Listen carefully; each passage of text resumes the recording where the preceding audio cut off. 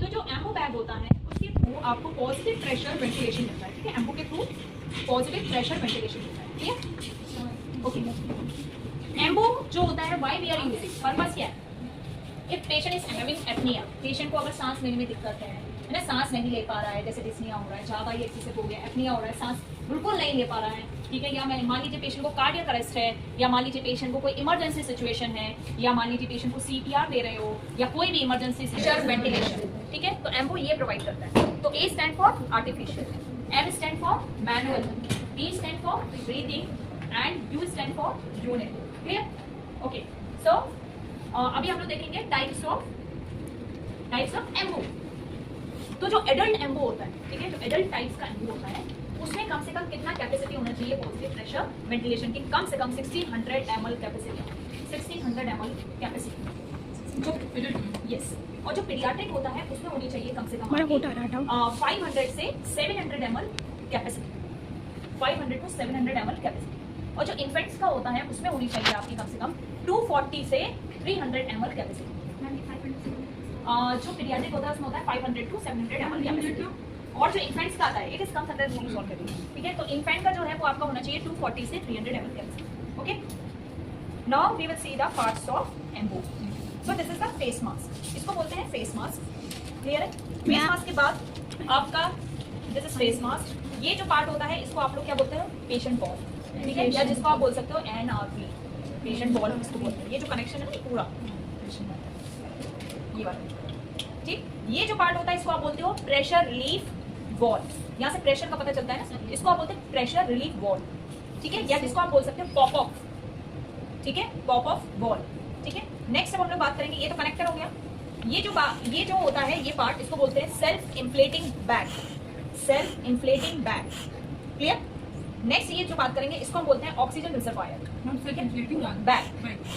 ये जो होता है इसको बोलते हैं हम लोग ऑक्सीजन रिजर्वायर। ऑक्सीजन रिजर्वायर में आपको क्या क्या मिलेगा? ये ट्यूबिंग मिलेगा आपको, ठीक है। ये जो एक और जो बैग आपको कनेक्ट करने को यहाँ मिलता है उसको हम लोग बोलते हैं एक्सेल पॉड। पार्ट सभी को समझ में आ गया? ये फिर से हम लोग रिवाइज करेंगे। This is the face mask, ठीक है।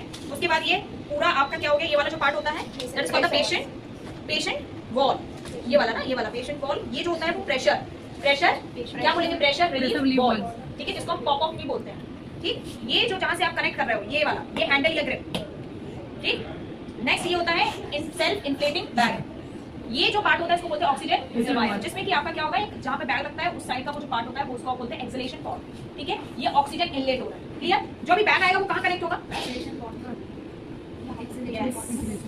क्लियर। ये दिस इज द ट्यूबिंग, ठीक। अब हम लोग पूरे A to Z उसके जो भी पार्ट्स है वो हम लोग लिखेंगे, clear.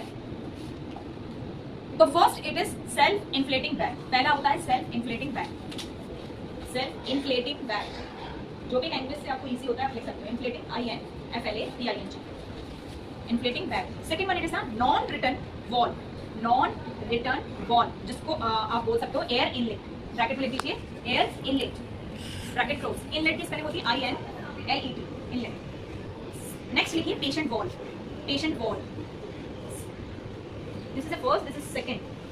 First one it is a self-inflating wall, sorry bag. Second one it is the non-return wall, या जिसको हम बोलते हैं air inlet. Then third it is the patient wall, ठीक है। Fourth it is the face mask, face mask.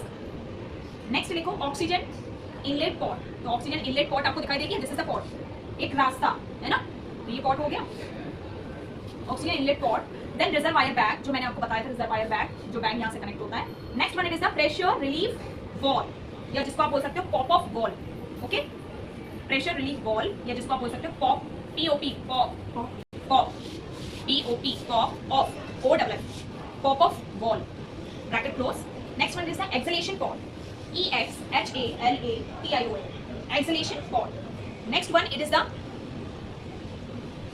Handle और grip, handle और grip, handle और grip. And last one it is the PEEP valve, capital में लिखिएगा PEEP, PEEP valve, ठीक है। This is the optional part, okay, clear.